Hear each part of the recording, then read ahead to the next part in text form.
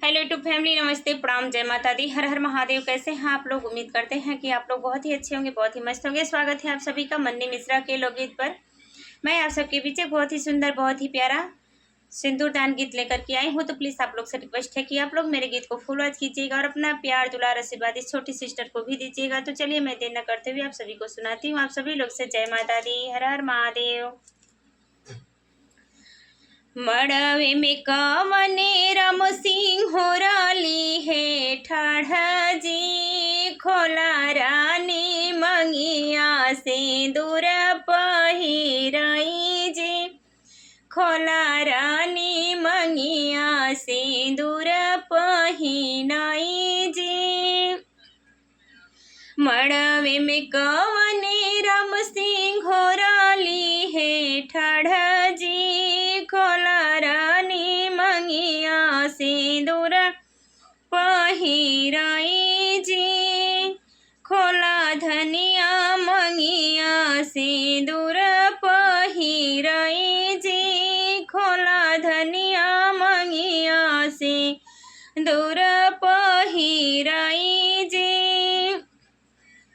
कैसे के मंगिया खोलिए मोरे स्वामी जी, कैसे के मंगिया खोलिए मोरे स्वामी जी। अब ही तहई अपने पापा के दुलारी जी, अब हिन तहई अपने पापा के दुलारी जी।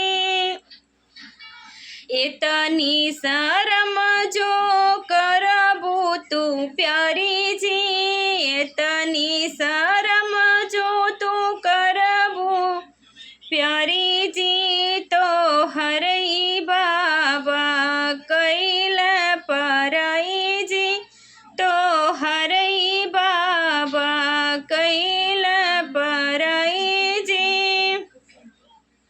मड़वे में कवने राम सिंह राली है ठाढ़ा जी, खोला धनिया मंगिया सिंदूर पहिराई जी, खोला धनिया मंगिया सिंदूर पहिराई जी।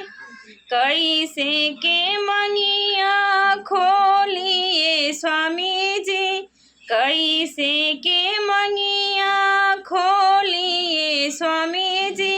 अब ही तहई अपने चाचा के दुलारी जी, अब हिन तहई अपने चाचा के दुलारी जी। इतनी शर्म जो करबू तू प्यारी जी, इतनी शर्म जो तू करबू प्यारी जी, तो हरई चाचा कैल पराई जी, तो हरई चाचा कैल पराई जी। तो ये गीत आप सभी को कैसा लगा प्लीज़ कमेंट बॉक्स में ज़रूर बताइएगा। आप सभी लोग से जय माता दी।